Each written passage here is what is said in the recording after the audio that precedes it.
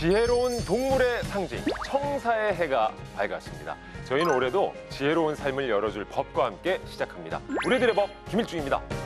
뱀이다, 뱀이다, 몸에 좋고 맛도 좋은 뱀이다.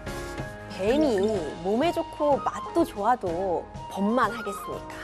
몸에 좋고 맛도 좋은 법은 제가 알려드릴게요. 안녕하세요, 변호사 임주혜입니다. 청사는 지혜뿐만 아니라 생명력을 의미한다고 합니다. 이 법의 생명력은 제가 데이터로 불어넣어 드리겠습니다. 빅데이터 전문가 전민기입니다. 여러분, 뱀 꿈꾸고 부자 되세요. 예, 청사는 번영을 뜻하기도 하죠. 여러분들, 우리들의 삶을 번창하게 해줄 법. 저와 함께 하시죠. 코미디언 김기리입니다. 반갑습니다. 반갑습니다. 자, 우리 시청자 여러분께 새해 인사부터 드리고 시작을 해볼까요? 여러분, 새해 복 많이 받으세요. 자, 그야말로 청사년, 이제 푸른 뱀의 해가 시작이 됐습니다. 이렇게 또 한 살을 먹는 거죠. 먹었죠. 네. 우리 임주혜 변호사 30대 되신 거잖아요. 아직 30대죠, 뭐 저. 이제 뭐 갓 30대 됐다고 아유, 표현하겠습니다. 자, 애기애기해요. 아유, 애기죠 뭐. 그러네. 나이 많으신 우리 여러분들 모시고 제가 잘해보겠습니다. 어르신들 모시고. 네, 어르신이 한 말씀 하죠. 네.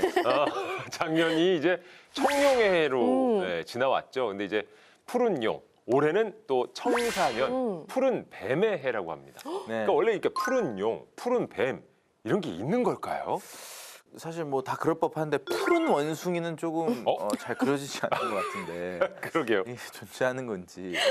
네. 그 저도 이제 궁금해서 좀 찾아봤더니 네. 올해가 이제 60년 만에 오는 오. 푸른 뱀의 해라고 합니다. 작년에는 이제 60년 만에 오는 그 청룡의 해였잖아요. 알아보니까 놀랍게도 출생 연도별로 띠 색깔하고 동물 띠 이름이 존재를 한다고 하더라고요. 그래서 뭐 화수목금토 이 오행에다가 이 갑을 병정하는 천간이 있는데 이 여기에 동물 띠를 또 조합을 하는 거예요. 뭐가 굉장히 복잡하고 많은데 어쨌든 예를 들어서 갑을은 푸른색이고요. 예. 그다음에 병정은 붉은색, 무기는 이제 황금색, 뭐 이런 식으로 해가지고 동물하고 또 조합해가지고 네 이런 게 뭐 굉장히 많더라고요. 야, 복잡하니까 올해가 이제 을사년인데, 네. 네. 예, 그러니까 을이 푸른색이다. 그렇죠. 그러니까 뱀의 해인데 청사가 되는 오. 거죠. 네. 아, 네.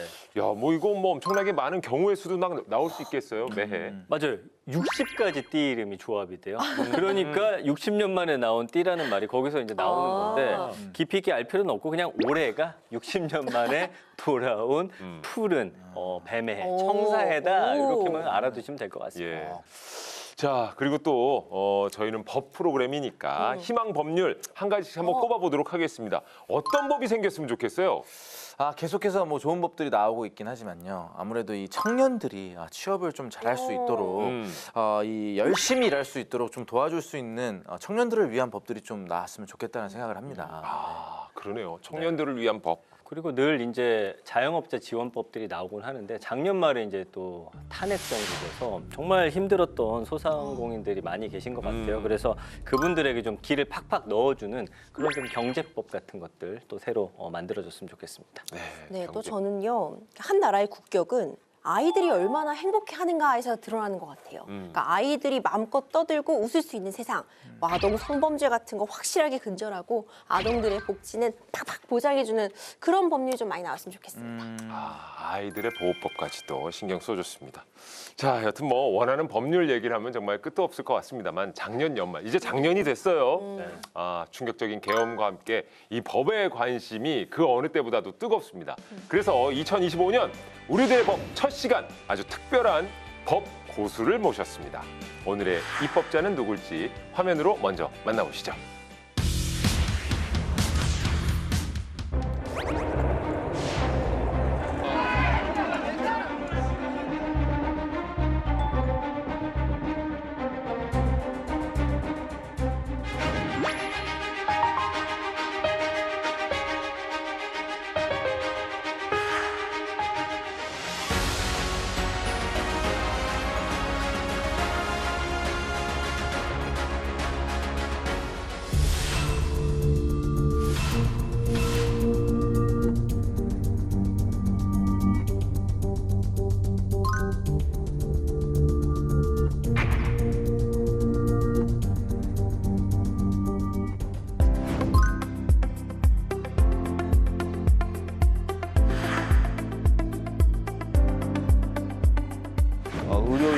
중에 특히 정봉이가 의료 현장을 이탈하는 현상이 벌어졌고 건보 재정에 있는 돈을 빼서 써도 된다라고 해서 그 공백을 메우기 위해서 많이 써왔단 말이에요. 그 피해를 복구하는데도 국민이 낸 건보 재정을 썼어요. 그럼 이중으로 피해를 본 거죠. 국민들에게 적어도 이 피해에 대해서 배상은 아니더라도 적절한 수준의 보상은 이루어져야 된다. 비의료인이 한 문신은 다 불법인 거예요. 문신 행위를 할 수 있는 자격을 새로 만드는 겁니다. 문신사라고. 그래서 그분들은 일정한 시험을 보고 그다음에 문신사로 등록을 할 수 있게 만든 다음에 등록된 분들을 계속 정부가 관리하는 거예요.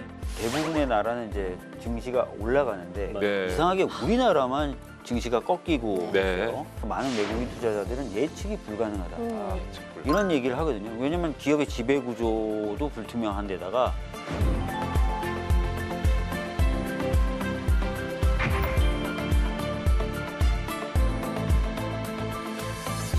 생명력과 지혜 그리고 풍요로움을 상징한다는 청사년.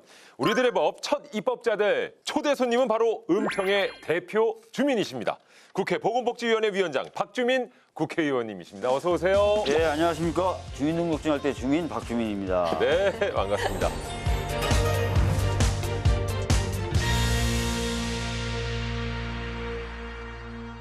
야, 정말 혼란스러웠던 또 힘들었던 12월을 지나 연말을 지나 이제 새해가 밝았습니다. 네. 새해는 어떻게 좀 좋은 꿈 꾸셨습니까? 새해는 진짜 복을 많이 받고 싶고 또 복을 많이 드리고 싶은데요. 네. 일단 정치인들이 일을 열심히 해야 될 것 같습니다. 네, 열심히 그렇죠. 하겠습니다. 자, 우리들의 법도 새해 첫 시간입니다. 일단 시청자 여러분께도 좋은 덕담 한 말씀 해주시죠. 예, 작년 한 해 어떻게 보면 굉장히 가슴도 졸이시고 불안도 하셨을 텐데요. 새해에는 좀 더 마음 편하게 보내실 수 있도록 저희 정치인들이 좀 더 열심히, 좀 더 애를 쓰면서 일을 하도록 하겠습니다. 새해 복 많이 받으십시오. 네, 새해 복 많이 받으시기 바랍니다. 자, 지난 얘기를 안 할 수가 없습니다만 지난 12.3 계엄 그리고 탄핵 등을 통해서 국민들의 헌법에 대한 관심이 굉장히 높아졌습니다. 네, 그리고 사실 그중에 저희는 대한민국은 민주공화국이다. 모든 권력은 국민으로부터 나온다. 이 정도만 인지를 하고 있었던데 이 탄핵 정국을 통해서 여러 가지 헌법의 가치에 대해서 저희가 또다시 되새겨봐야 될 것 같아요. 한 말씀 좀 해주시죠. 그러니까 헌법은 모든 사회의 질서, 그 중에서도 강제력을 갖고 있는 질서, 그 중에서도 또 으뜸입니다. 네. 그러니까 헌법만 아시면 대충 우리나라와 우리 사회가 어떻게 돌아가는지 아실 수 있을 정도로 기본 중에 기본인데 작년에 이제 12.3 내란 등으로 인해서 그 헌법의 가치가 크게 훼손당했었어요. 근데 시민분들과 국민분들의 뜨거운 열정으로 다시 지금 복원되어 가는 과정입니다. 진심으로 감사하다는 말씀드리겠습니다. 네. 일전에 그 주민의 헌법이라는 또 책을 어. 내셨었는데 렌즈가 예. 좀 되긴 됐어요. 이게 뭐 혹시 선견지명이라고 할까요? 네, 오늘 같은 날이 올 것을 염두에 두시고 한 건 아닐까. 근데 사실은 헌법은 아까 말씀드렸던 것처럼요. 법 중에 으뜸이고요. 그래서 한 번만 읽어보시면 우리 사회와 우리 나라가 어떻게 돌아가는지 대충은 아실 수 있어요. 그래서 꼭 한번 읽어보셨으면 좋겠는데 의외로 거리를 많이 두시더라고요. 조문이 한 130여 개밖에 안 됨에도 불구하고 안 읽어보셨다는 분들이 많아서 네. 쉽게 쓴 책이 필요할 것 같아서 예전에 써놨던 책입니다. 아, 수학인 정석이 있다면 헌법의 주민이 국민의 헌법. 맞아요. 예. 헌법하면 뭔가 어마어마하게 양도 많고 예. 어려울 것 같다 보니까 사실 접근하기 쉽지 않은데 이 기회에 한번 읽어봐야겠다. 네. 말씀해주신 대로 130개 조문밖에 안 되고 읽다 보면 뭐 한 15분 정도면 다 읽을 수 있다고 하더라고요. 그러니까 이게 모든 어떤 우리의 법에 대한 또 일에 대한 판단 근거가 되는 거기 맞습니다. 때문에 네. 우리도 이참에 좀 당연히 대한민국 국민으로서 알아야 되겠구나라는 생각을 해봤고요. 무엇보다 우리 의원님께서 보시기에 이 조문 정도는 우리가 그래도 꼭 좀 알아두면 좋겠다라고 좀 소개해 주실 만한 그런 부분이 있습니다. 뭐 아무래도 아까 말씀하셨던 대한민국은 민주공화국이다. 모든 권력은 국민으로부터 나온다. 요 조항이 가장 1조 1항과 2항인데요. 가장 중요한 조문이고 요 내용만 충분히 습득하고 계시면 크게 사회생활하는데 문제 없다. 네. 이렇게 생각하시면 될 것 같습니다. 음. 근데 대부분의 분들이 이제 민주는 아는데 공화는 무슨 뜻인지 잘 모르세요. 네. 민주공화국이다 하잖아요. 민주는 다 아시는 것처럼 국민이 주인이다 이런 뜻이지 않습니까? 네. 그럼 공화는 뭡니까? 모두의 화. 맞는 말씀이신데요. 예. 제라는 나라가 중국에 있었는데 왕이 려라고 부르는 폭군이었어요. 근데 막 막 강압적으로 통치를 하니까 신하가 충신이 그렇게 하시면 안 됩니다. 중구난방입니다. 백성의 입은 막기가 어려우니 백성의 이 말을 들어가면서 통치를 하셔야 됩니다라고 얘기했는데 이 려가 그런 말 안 듣잖아요. 계속 강압적으로 하다 보니까 백성들이 드디어 들고 일어나서 왕을 쫓아내 버렸어요. 네. 그러면 주변국의 사정이나 아니면 전통적으로 다시 왕을 만들어야 되는데 왕을 만들지 않고 국민들이 화합해서 나라를 다스렸다. 서로공 화합할 화. 그래서 왕이 없이 국민들이 책임져 가면서 서로 화합해서 다스린 나라가 공화라는 뜻입니다. 네. 그래서 민주, 국민이 주인으로 주인들이 화합해서 서로 화합해서 다스린 나라다. 민주공화국이다. 이렇게 된 거고. 그래서 이 공화라는 말은 중구난방이라고 하는 우리가 잘 아는 사자성어와 연결돼 있다. 이렇게 보시면 될 것 같습니다. 이야, 이제 안 잊어버릴 것 같아요. 네. 말씀 주신 것처럼 사실 헌법의 주체, 주인, 국민이잖아요. 맞습니다. 이 국민의 권리가 결국 헌법에 담겨 있기 때문에 저도 대학 시절에 법학 공부할 때 헌법 베껴쓰기 하는 숙제가 정말 기억에 남았었거든요. 네. 이 헌법 중에서도 이제 박주민 의원님도 주목하고 계신 조문 사회복지, 뭐 보건복지 이런 관련된 헌법 조항도 좀 해명해 주시면 도움이 될 것 같아요. 그러니까 뭐 모든 국민은 또 인간다운 생활을 할 권리를 가지고 있다. 이런 것도 굉장히 중요한 조항이거든요. 근데 아직까지 이 조항이 실질적 규범력을 갖고 있는 조항이다라고 평가를 받지 못해요. 그러다 보니까 우리나라가 이제 사회복지 관련돼서 좀 취약하다라는 평가를 많이 받고 있고 또 노인 빈곤이나 이런 데 있어서 OECD 최고를 다투고 있죠. 그래서 사실은 이런 사회복지 관련된 규정, 인간다운 생활을 할 권리가 있다는 이런 규정들, 이런 것들을 아까 말씀드렸던 대로 좀 더 실제로 해 나가는 작업들을 온 국민들이 좀 힘을 합쳐서 해 나갈 필요가 있습니다. 그래야 진짜 많은 국민들이 행복하고 편안하게 살 수 있겠죠. 예. 그러니까 말씀 딱 들어보니까요. 진짜 이 헌법에 규정된 내용만 제대로 실천이 된다면 우리 민주주의가 흔들릴 이유는 없다라고 네. 생각이 듭니다. 그걸 자, 위해서는 헌법을 한 번씩은 최소한 읽어봐 주셨으면. 예. 그렇죠. 우리 박주민 의원이 또 정리해준 헌법책이 있으니까 한번 여러분 찾아보시면 좋을 것 같고요. 네. 자, 헌법에 근거해서 2025년도 이제 올해 국민 건강 증진 이 보건복지 관련 가장 시급한 입법 과제로는 어떤 걸 1순위로 뽑고 계십니까? 법이라고 딱 말씀드리기는 어렵지만 현재도 의대 증원에 따른 의료 공백 사태가 계속 진행 중에 있고요. 특히 3월이 되면 앞으로 이제 2개월 정도 후면은 더 이제 어떻게 보면 심각해질 것이다라는 전망도 나오고 있어요. 그래서 의료 공백을 메우기 위한 여러 가지 이제 노력들이 계속 진행돼야 될 거고 특히 조만간에 있을 의협에 선거가 있습니다. 선거가 끝나면 공식적인 지도부가 출범할 텐데요. 그 의협의 새로운 지도부와 함께 얘기를 나누면서 이 문제를 해결하려고 노력하는 것이 굉장히 중요하다 이렇게 생각이 듭니다. 그리고 그동안 있었던 의료 공백 사태로 인해서 사람들이 피해를 본 부분이 있어요. 이 부분들을 적절히 국가가 좀 보상을 하는 법이 제가 발의한 법이 있는데 이런 것들이 좀 통과돼야 그동안에 있었던 어떤 공백으로 인한 피해나 이런 것들을 좀 줄여주는 역할을 할 수 있을 것 같아서 그런 법을 좀 핵심적으로 좀 통과시키는 게 필요하지 않을까 이렇게 생각하고 있습니다. 예. 자, 그야말로 의료 문제부터 다양한 복지에 이르기까지 살필 일이 정말 많으실 것 같은데요. 자, 우리 의원님의 별명 중에 하나 입법 프린스. 자, 입법 프린스 박주민 의원께서 대표 발의한 몇몇 법안만 저희가 집중적으로 이야기를 나눠보도록 하겠습니다. 준비됐죠? 네, 오늘 주제는 이렇게 정해봤습니다. 박주민 의원님의 약자들이 건강하고 당당한 세상. 그 첫 번째 법안은요. 사람 목숨보다 무엇이 중요한디 의료대란 피해보상법입니다. 아무래도 지금 의원님께서 이제 더불어민주당 의료대란 대책특위 위원장으로 계시기 때문에 네. 이 문제 특히나 좀 중하게 보시는 것 같으세요.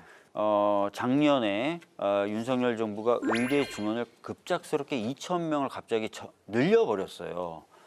그러면서 이제 의료계의 반발을 샀고 그로 인해서 의료인들 중에 특히 전공의가 의료 현장을 이탈하는 현상이 벌어졌고 근데 그게 한참 동안 수습이 안 되고 있고 지금도 수습이 안 되고 있는 상황입니다. 그러다 보니까 응급실 관련돼서는 뭐 뺑뺑이가 일어나고 수술 일정은 지연이 되고 각종 검사나 이런 것들도 한참 동안 기다려야만 되는 상황이 계속 벌어지고 있거든요. 그런데 이런 상황에 대해서 정부가 분명히 이거는 사회적 재난이다라고 규정을 했어요. 그러면서 사회적 재난이기 때문에 건보 재정에 있는 돈을 빼서 써도 된다라고 해서 그 공백을 메우기 위해서 많이 써왔단 말이에요. 그러니까 국민들은 피해를 받고 정부의 어떤 섣부른 정책 집행 때문에 그 피해를 복구하는데도 국민이 낸 건보 재정을 썼어요. 그럼 이중으로 피해를 본 거죠. 그러면 국민들에게 적어도 이 피해에 대해서 배상은 아니더라도 적절한 수준의 보상은 이루어져야 된다라고 해서 이 법을 좀 만들게 된 겁니다. 그러니까 의료 대란의 공백에 의해서 수술이 지연되거나 또는 응급실 뺑뺑이를 했다거나 각종 여러 가지 피해를 보신 분들이 보상을 받을 수 있는 법, 이런 법을 제가 발의를 했다 이렇게 생각해 주시면 될 것 같습니다. 네. 아니, 지금 당장은 어찌저찌 한다고 쳐도 결국에 미래를 보면 의료 공백이 더욱 커질 것 같다라는 그 두려움이 네. 있는 건 마찬가지인데요. 그래서 저는 궁금한 게 그 많은 전공의들은 다 어디로 간 건지. 그 데이터를 보니까요, 뭐 각종 대진이나 예방접종, 출장검진 사업 이런 1차 진료 영역이라고 하죠. 또 어떤 전공의는 이 영역에 참여해서 좀 생계를 이어가는 분들이 계시고요. 그다음에 1, 2차 의료기관에 해당하는 그 로컬 의료기관에 면허를 등록한 전공의들이 지금 대략 한 50% 정도 되는 걸로 네. 지금 나타나고 있습니다. 아, 근데 안타깝게도 의원님, 뭐 뉴스에서 많이들 보셨겠지만 지금 한동안 응급실을 찾지 못해서 네. 사망하는 분들이 안타깝게도 네. 있다라는 소식을 또 듣기도 했는데 네. 지금 이게 사실 어떤 응급실만의 문제는 아니잖아요, 그렇죠? 네, 사실은 뭐 아까 말씀드린 것처럼 응급실 뺑뺑이가 굉장히 많았고 조금씩 안정은 돼가고 있어요. 근데 안정돼가고 있다는 표현보다는 국민들이 적응을 해가고 있는 건데요. 응급실 찾고 싶어서 자제하고 이런 식으로 적응을 해가고 있는 건데 네. 그렇다 하더라도 여전히 응급실에 많은 문제가 발생하고 있는데 그 이유는 응급실 자체의 인력의 많은 부분을 그동안 전공의에 의존해 왔고 응급실에 간다고 해서 응급실에서만 다 처치가 이루어지는 게 아니잖아요. 배우 진료라고 해서 다리가 부러진 분들은 응급 처치를 한 다음에 다리 부러진 걸 처치하는 쪽으로 넘겨드려야 되는데 이 배우 진료도 전공의에 의존하는 경우가 많아서 잘 안 되는 거예요. 그래서 전체적으로 시스템이 좀 공백이 있었고 어려운 점이 있었다라는 말씀을 드리겠습니다. 예. 네. 자, 그래서 지금의 의료 대란에 따른 국민의 피해를 막기 위해 내신 법안인데요. 의료 대란 피해 보상 특별법. 핵심 내용을 좀 짚어주시죠. 예, 뭐 정부의 그 정책 집행에 따른 의료 대란에 의해서 피해를 봤다고 생각하시는 분이 그냥 바로 보상을 받는 게 아니라요. 정부 기관에 설치되어 있는 피해 보상 심의위원회에다 난 이래서 저래서 피해를 받습니다라고 피해 보상을 신청을 하면 심사 결과 인정이 되면 인정된 사람에 한해서 적절한 수준의 보상을 정부가 하도록 만드는 법입니다.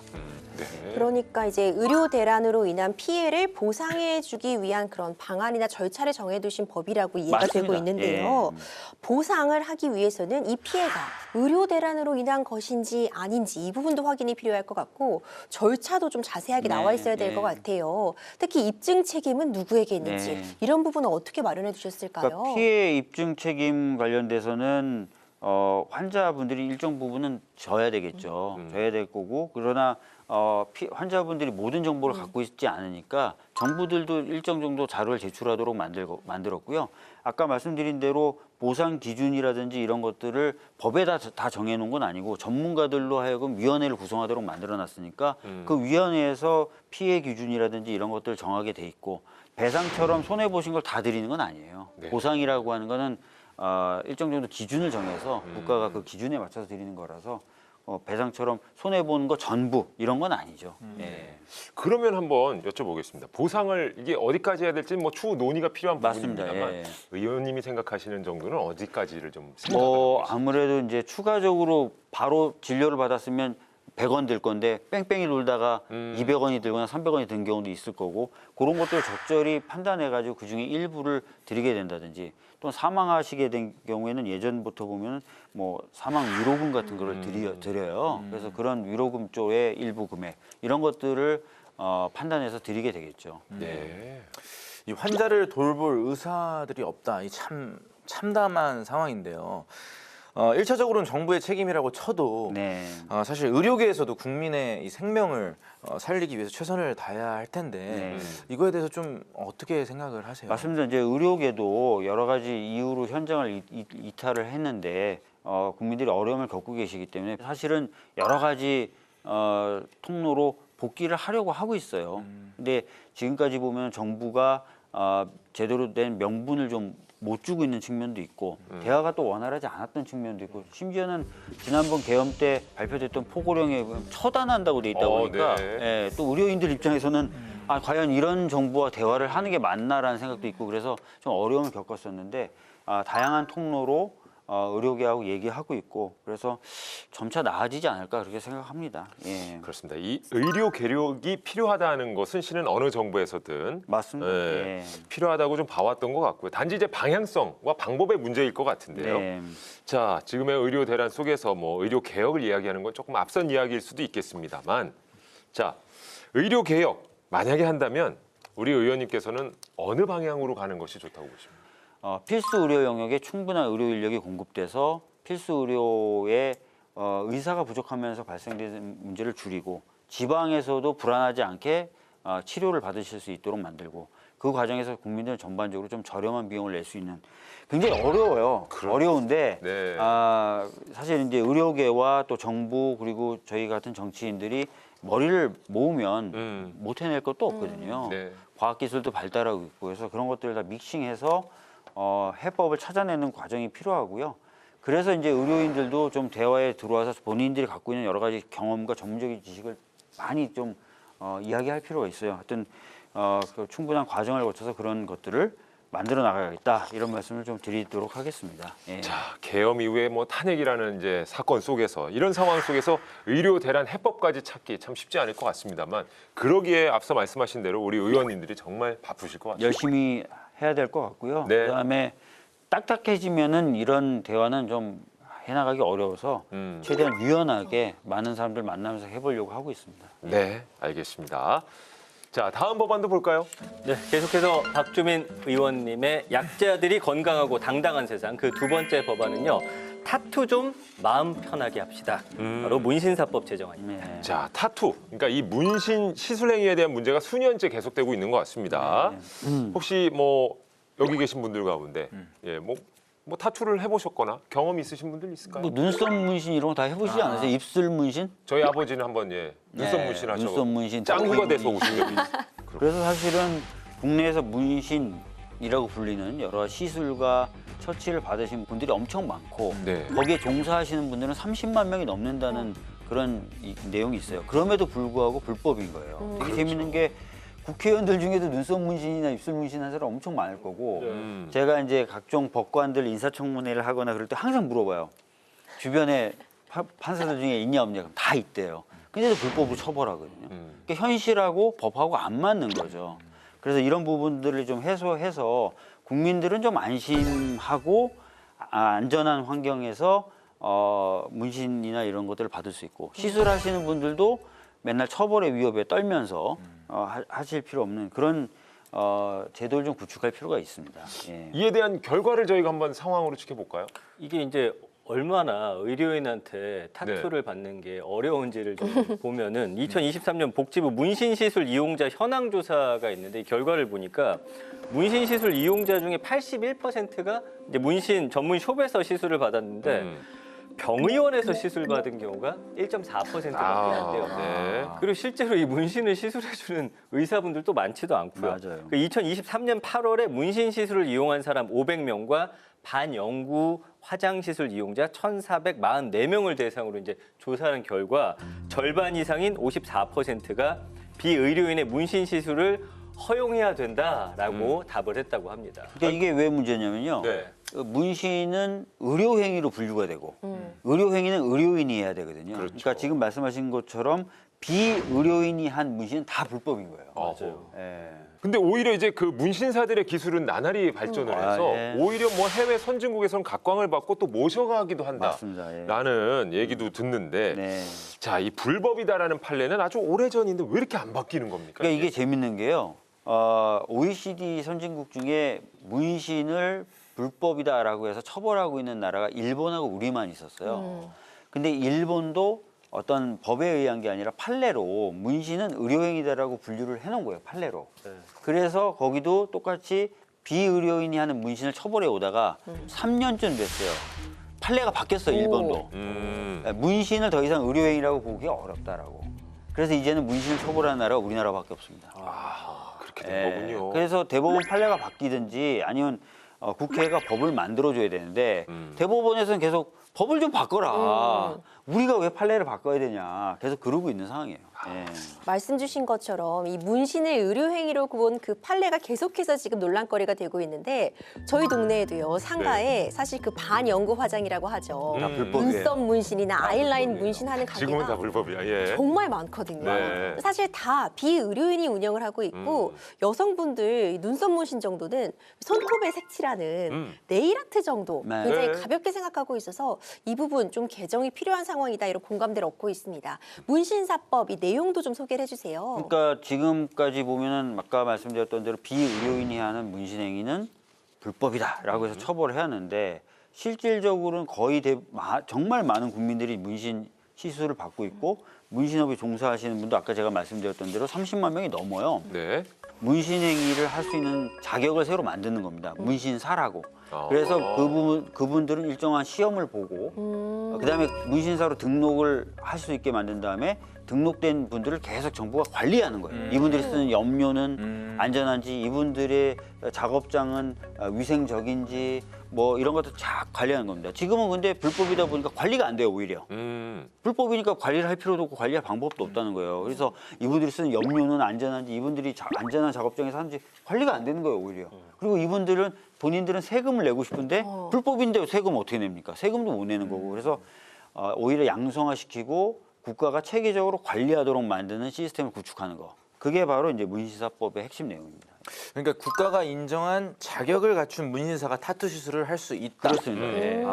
이 엄격하게 규정을 하셨는데요. 네. 이거 그럼 어기면 어떻게 되는 건가요? 뭐 제가 발의한 법에 따르면 어기면은 처벌을 받게 돼 있는데 6개월 이하의 뭐 징역도 받을 수 있고. 그래요? 특히 이제 부모가 동의하지 않은 미성년자에게 문신했을 경우에는 1년 이하의 징역으로 무겁게 처벌하더라고요. 그러니까 문신을 합법화를 반대하시는 분들이 야 그럼 미성년자들이 다 문신하고 나중에 후회해서 지우고 그럼 어떻게 미성년자가 문신할 때는 당연히 부모의 동의를 받게 하고 그렇지 않은 경우에 처벌하도록 해서 오히려 지금보다 더 강하게 관리가 될 수 있다 이런 말씀드리겠습니다. 그렇죠. 이제 뭐 타투 문신이라는 것이 자기 표현의 한 방식이고 또 어떤 분은 예술이라는 말씀도 하십니다만 그렇죠. 뭐 물론 이제 본인의 선택인 거죠. 예, 문신이라는 것 자체가. 자, 22대 국회 들어서 이제 첫 문신사법 제정안인데 통과가 되면 환영하는 분들도 많을 것 같습니다. 네, 아까 말씀드렸던 대로 문신업 또는 반영구 화장에 종사하시는 분이 30만 명이 넘습니다. 그분들은 불법으로 시술하고 있다는 이유로 시술을 하고 돈을 안 줘도 뭐라고 할 수도 없고 성희롱 성추행을 당해서 신고하려고 해도 너 불법인데 내가 오히려 그거 이래서 완전 인권 사각지대. 그다음에 아까 말씀드렸던 대로 염료라든지 환경, 기구 관리가 전혀 안 되고 있어요. 그런 것들이 전부 다 관리가 되면 시술을 받는 국민들도 안전하게 받을 수 있고 그래서 전체적으로 사실 상당히 많은 분들이 혜택을 받을 수 있고 거기다 더해서 우리나라 문신 기술이 세계적으로 인정되고 있기 때문에 예전부터 뭐 문재인 정부 때나 심지어 박근혜 정부 때부터 이걸 산업으로 키우자는 얘기가 있었거든요. 네. 산업적으로도 굉장히 좋은 효과를 볼 수 있다 이런 말씀 드리겠습니다. 네. 정말 시대의 변화에 걸맞게 법도 함께 발맞춰 가야 된다는 얘기를 많이 드렸는데 이 문신사법도 그런 법안 중에 하나라고 생각을 합니다. 네. 자, 계속해서 다음 법안 살펴볼까요? 네, 박주민 의원님이 꿈꾸는 약자들이 건강하고 당당한 세상을 열어줄 세 번째 법안은요. 소액주주 이러다가는 다 죽어. 네, 상법 개정안입니다. 이러다 정말 다 죽을 것 같습니다. 맞아요. 예, 뭐 가뜩이나 투자하시나요? 코리아 디스카운트다, 뭐 국장은 빨리 탈출하는 게 좋다, 뭐 이런 얘기 계속 나오는데 악재에 악재가 계속 겹치고 있습니다. 심각한 상황이죠. 작년 말이죠. 작년 12월 달 보면은 대부분의 나라는 이제 증시가 올라가는데 네. 이상하게 우리나라만 증시가 꺾이고 네. 있어요. 여러 가지 이유가 있습니다. 뭐 지정학적인 어떤 불안정성 이런 것도 있지만 우리나라 증시에 대해서 많은 외국인 투자자들은 예측이 불가능하다. 예측 불가. 이런 얘기를 하거든요. 왜냐하면 기업의 지배 구조도 불투명한 데다가 기업의 지배 구조가 불투명하다 보니까 갑자기 대주주라고는 하지만 지분으로 보면 좀 작은 지분인데 그 사람들을 위해서 이상한 결정들을 자꾸 하는 거예요. 그러다 보니까 오랫동안 장기 투자해야지 이 기업 괜찮은 것 같은데 했다가 뒤통수를 맞는 경우가 많고 그러다 보니까 이제 외국인 투자자들이나 이런 사람들이 투자를 안 하게 되는 거죠. 그런 문제들을 좀 해결할 필요가 있는 그런 상황입니다. 예. 그러니까 뭐 주식을 보니까 그 계열사 문제 때문에 또 이렇게 네, 확 맞아요. 주저앉기도 하더라고요. 그래서 예를 들어서 큰 회사가 있는데 뭐 물적 분할이나 인적 분할 해가지고 자회사한테 이제 이거를 자금을 몰아주기 위해서 하다 보면 사실은 주식이 휘청되면서 소액주주들이 완전히 이제 맞아요. 주저앉게 되거든요. 이게 이제 개미 투자자들의 몫으로 이제 떠안게 되는데 이 말이 안 되잖아요. 그래서 이 법안 내신 거죠. 예, 맞습니다. 뭐 어떤 법을 냈냐면 이사가 여러 가지 이제 의무를 지고 있는데 그중에 충실 의무가 있어요. 뭔가 충실하게 일해야 되는 의무가 있는데 그 충실의 대상이 회사만이었어요. 회사와 함께 전체 주주의 이익을 좀 고려해서 판단을 하라. 그렇게 전체 주주에게도 충실하게 의사결정을 해라라는 내용을 담은 상법 개정안을 발의했어요. 외국에는 많이 있는 입법 내입니다. 그렇게 되면 이제 이사들이 회사와 회사의 조금 규모가 큰 주주만 바라는 게 아니라 전체 주주의 이익을 위해서 의사결정을 하게 됨으로써 소액 주주들이 뒤통수 맞는 일이 좀 줄어들겠죠. 그러니까 이제 지배주주라고 하면 가장 기업의 영향력이 큰 주주를 말하는 건데 총주주를 위해 이 문구가 딱 들어감으로써 소액 주주들도 보호할 수 있는 그런 의사결정 방안의 어떤 근거가 네. 마련이 된 것 같습니다. 맞습니다. 예. 그리고 또 원래 이사의 보수도 항상 문제가 네, 되잖아요. 맞아요. 주주총회에서 정해지는 거지만 법안에 주주 승인 제도라는 거를 두도록 하셨는데 이건 또 어떤 내용인가요? 그러니까 사실은 이사의 보수는 그 정관에 원래 그 액수를 좀 넣어놓게 돼 있고 뭐 그렇지 않을 경우에는 주주총회 결의를 정한다라고 명시하고 있는데 실제로는 구체적인 보수액이 아니라 전체 이사의 보수 총액 한도만 승인하는 형태로 운영되고 있어요. 구체적으로 이사의 보수를 주주들이 하나하나씩 좀 개별적으로 좀 정할 수 있도록 하자. 그런 내용입니다. 예. 야, 그렇군요. 그러니까 일반 주주의 권익을 먼저 좀 생각하는 그런 보호법이 맞습니다. 될 것 같습니다. 예. 이 경제에 대한 불안감 갈수록 고조되고 있는데요. 좋은 해법들이 모색되기를 기대해 보도록 하겠습니다. 네, 지난해 말부터 전국이 굉장히 혼란스러웠습니다. 이 난국을 헤쳐나갔는데 여러모로 의원님께서 이제 역할을 해주셔야겠지만 지역구 일도 또 신경 써 주셔야 되잖아요. 특별히 주목하고 있는 지역구 현안은 또 어떤 것들이 있으실까요? 뭐 제가 이제 선거 때 공약으로 내걸었던 것 중에 하나가 이제 저희 지역에 흐르는 녹번천이라는 천이 있는데 천이 지금 위가 다 덮여 있는 복개되어 있는 건데 워낙 오랫동안 복개돼 있다 보니까 그 복개한 구조물도 굉장히 취약해졌고 또 자연환경에도 적합하지 않고 또 시민들이 좀 찾을 수 있는 공간도 전체적으로 좀 부족해서 그걸 다시 천으로 복원하는 사업이 본격적으로 올해부터 시작되게 됩니다. 그래서 네. 시민들께 정말 좋은 공간으로 복원해서 돌려드리겠다라는 말씀을 드리겠고 그동안 정말 오랫동안 진행되어 오지 않았던 서부선이라는 경전철 노선이 있는데요. 민자 관련된 투자 적격 심사라든지 이런 것들이 재심사를 작년 말에 통과가 됐어요. 그래서 이제 네. 본격화될 거라서 그런 부분들 차질 없이 챙기겠다는 말씀 드리도록 하겠습니다. 네, 오늘 정말 박주민 의원과 함께한 시간이었는데 오늘 함께한 소감 대신에 이 법에 대한 정말 중요성을 새삼 깨닫는 요즘이잖아요. 박주민 의원님께 이 부탁 또 당부드리고 싶은 얘기를 한번 건네보는 건 어떨까요, 우리 세 분? 저는 사실 이 계엄을 보면서 제대로 처음 겪은 세대이기 때문에 사실 굉장히 공포스럽기도 하지만은 물음표가 정말 많이 뜨는 시간들이었거든요. 네. 그래서 이 두 번 다시 이런 일이 없도록 좀 이 법적으로 사각지대가 있으면 잘 좀 네. 지금처럼 잘 정리해 주시는 네. 의원님 되셨으면 좋겠다라는 생각을 합니다. 네. 당부의 한 말씀. 네네. 계엄법 개정안들이 많이 나와 있어서요. 네. 그 다시는 시민들이 공포에 떠는 일이 없도록 잘 정비를 해보도록 하겠습니다. 네. 맞습니다. 사실 뭐 국민들이 다 헌법 알고 법 알면 좋겠지만 그럴 수는 없잖아요. 없죠. 사실은 법이 우리 국민들을 또 보호해 줘야 되기 때문에 제가 이제 아인슈타인의 명대사가 있어서 좀 적어와 봤어요. 이 헌법의 힘은 전적으로 이를 수호하고자 하는 각 시민들의 결단에 달려 있다. 이 각각의 시민이 헌법 수호를 위해 자신이 감당해야 할 몫에 대한 의무를 느낄 때 비로소 헌법의 권리가 보장된다. 네. 우리 국민들은 네. 깨어 있습니다. 이번 사건 보면서 또 외신들이 우리 국민들에 대한 많은 또 찬사를 또 보내주기도 했고요. 네. 그렇지만 어쨌든 이 깨어 있는 국민들을 보호할 법안 이거는 또 우리 의원님들이 만들어 주셔야 되잖아요. 네. 박주민 의원님께서 네. 조금 더 신경 써주시길 열심히 하도록 하겠습니다. 당부드리겠습니다. 네. 근데 우리가 알고 있는 그 아인슈타인 맞아요? 맞습니다. 맞아요. 아인슈타인이 헌법에 대한 얘기도 했어요. 그러니까요. 저 놀라워가지고. 오. 물리학자가 이런 얘기까지. 와. 네. 저도 의원님께 이제 당부드리고 싶은, 부탁드리고 싶은 내용을 삼행시로 준비했습니다.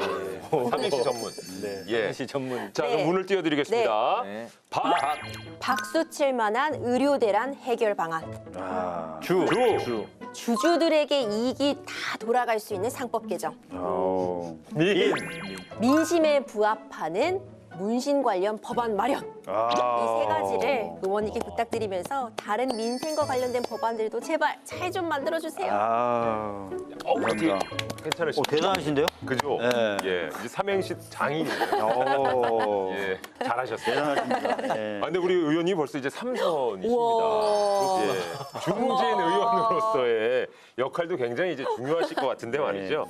2025년도의 포부와 함께 우리 시청자 여러분께 당부하고 싶은 말씀도 있으면 전해주시죠. 네, 일단은 저는 보건복지위원장이니까요. 아까 말씀드렸던 대로 의료 대란 조속히 해결할 수 있도록 노력하겠다는 말씀 드리겠습니다. 그리고 지금 헌법 질서가 다시 한번 침해됐다가 회복되는 과정이 있으니까요. 빨리 안정을 찾고 민생이나 외교 관련돼서도 우리나라가 좀 다시 상승할 수 있도록 힘을 보태겠다는 말씀 드리겠습니다. 그래서 결과적으로는 우리 국민들 모두 25년도에는 좀 더 많은 복을 받으실 수 있도록 노력하겠다는 말씀 드리겠습니다. 네. 정말 우리 국회보건복지위원장 또 박주민 의원님께서 더욱더 바빠지실 것 같은데 저희도 항상 응원하도록 하겠습니다. 네, 열심히 하겠습니다. 예, 오늘 이 시간 감사합니다. 네, 감사합니다. 감사합니다.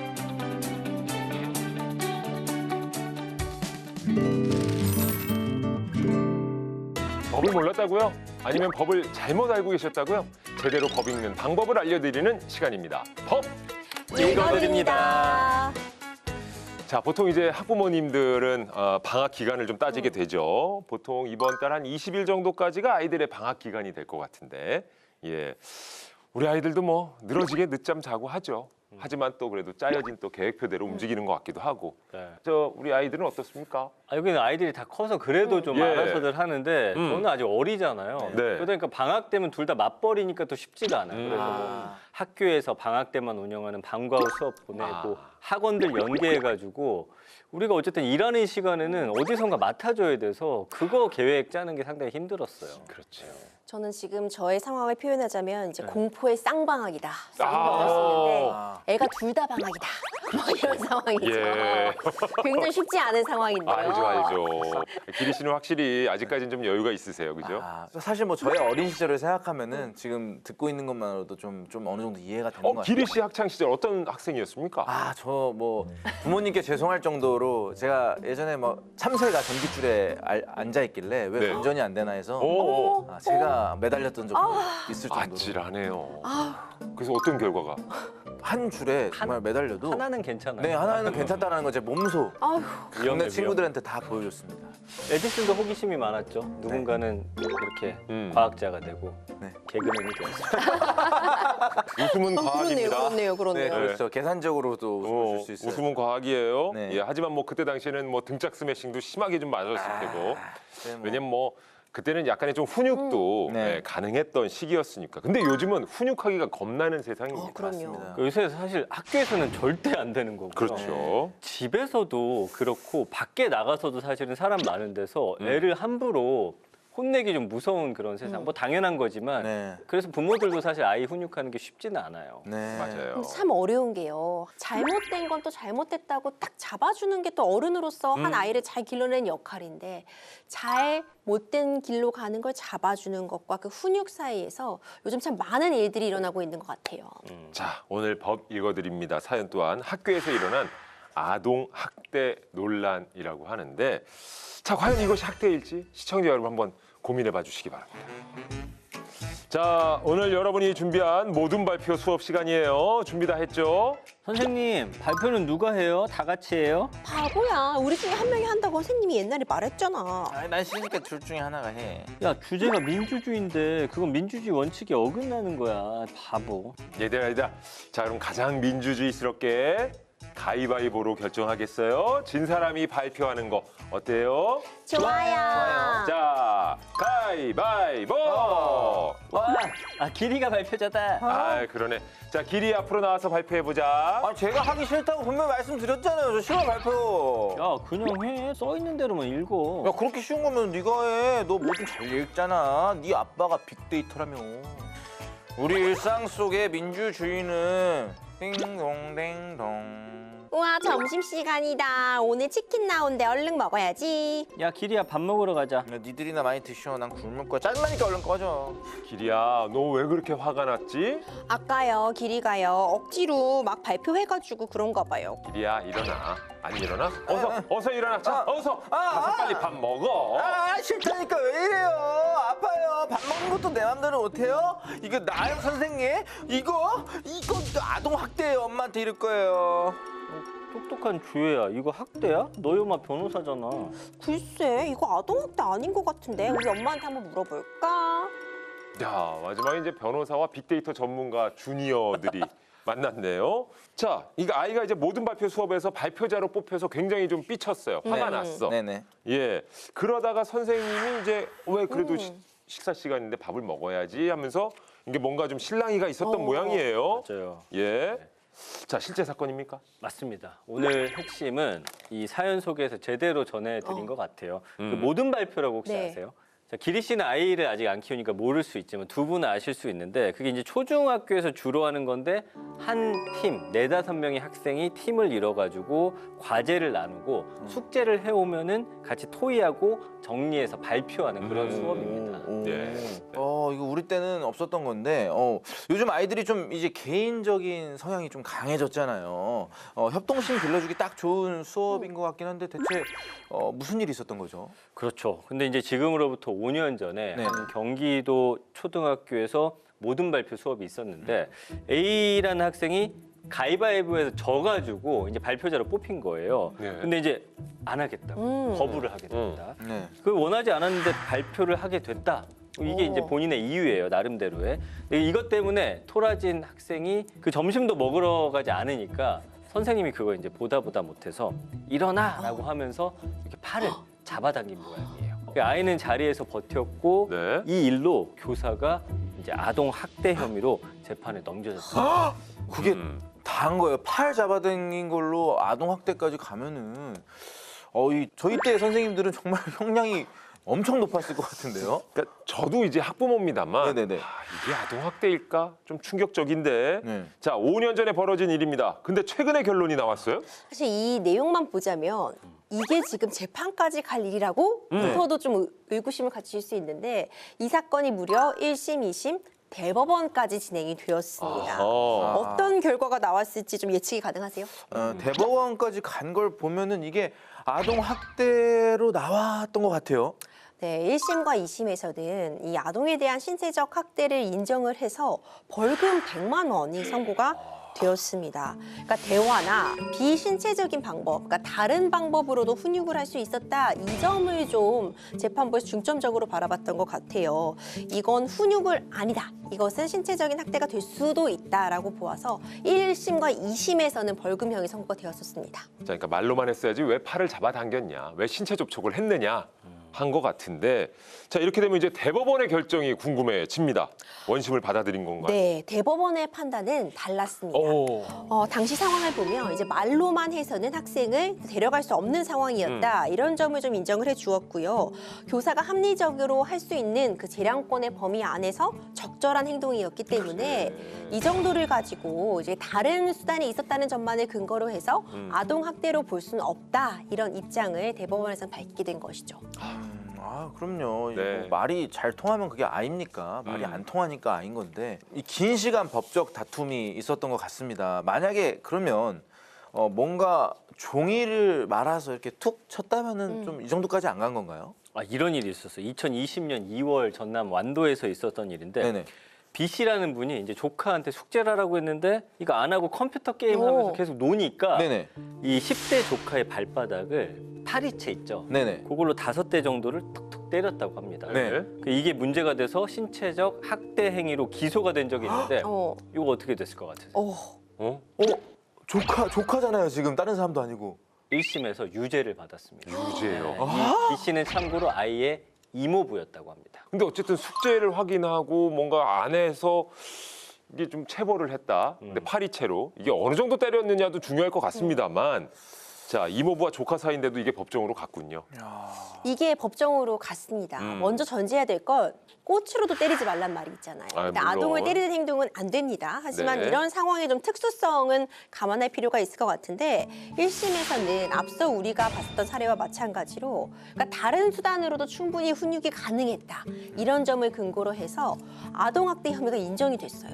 벌금 100만 원에 선고유예가 나왔습니다. 그래요? 선고유예가 뭐죠? 이거 굉장히 중요해요. 사실 요즘 많은 이런 사건들, 특히 선생님들이 아동학대로 문제되고 있는 사안에서 선고유예가 나오는 사안들이 종종 있어요. 네. 근데 선고유예는 비교적 굉장히 가벼운 범죄 혐의에 대해서 지금 이것이 유죄로는 인정이 되지만 선고를 미룬다. 그러니까 일정 부분 시간이 지나면은 이제 선고가 내려지지 않는 그런 상황이긴 한데 이게 지금 제가 앞서 말씀드렸잖아요. 유죄는 인정이 된다. 선고유예는 유죄 판결이에요, 결국.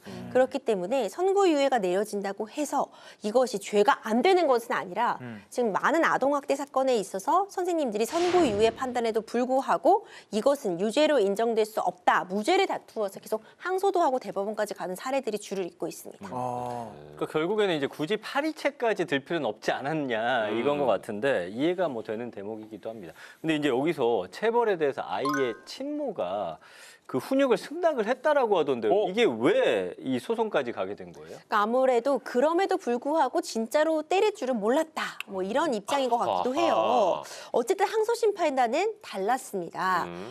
이제 제한된 형식으로 어쨌든 체벌을 한 것뿐이지 스스로의 감정을 못 이겨서 아니면 화풀이로 아동을 대상으로 해서 무차별적인 폭력을 행사한 것은 아니라는 점에 주목을 했고요.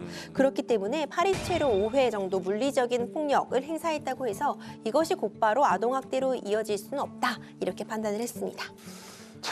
근데 이렇게 나오면 정말 애매합니다. 이 단순한 훈육과 이 학대 사이 그걸 그 경계가 참 모호해요.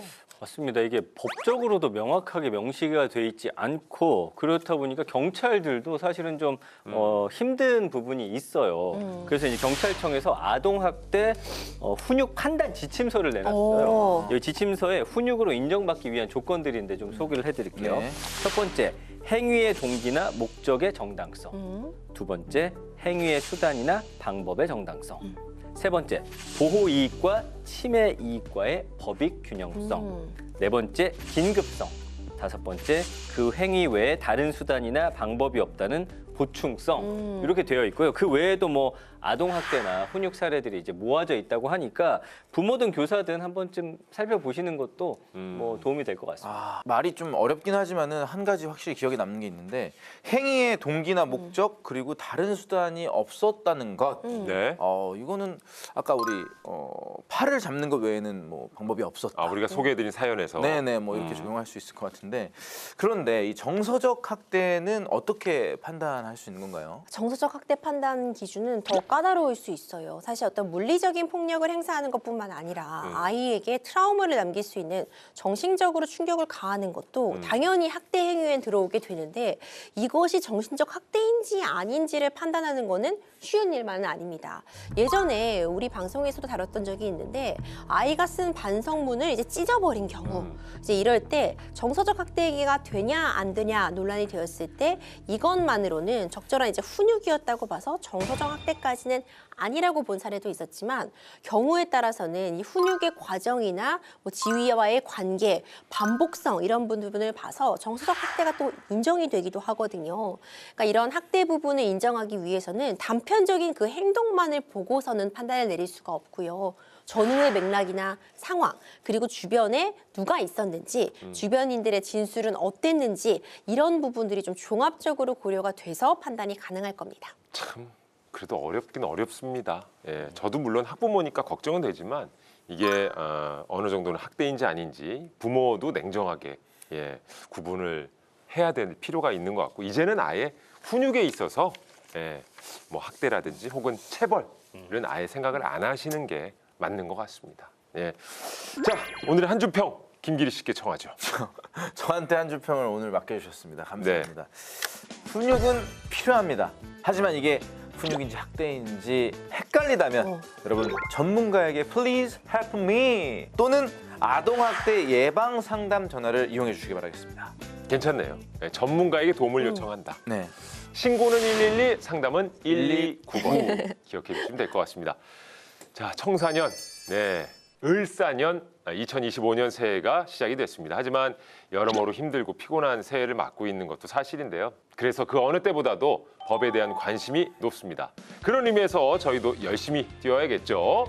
자, 여러분의 몸과 마음이 건강해질 법들, 더 나은 미래의 좋은 법들을 들고 저희는 다시 찾아오도록 하겠습니다. 우리들의 법, 다음 시간에도 함께해요.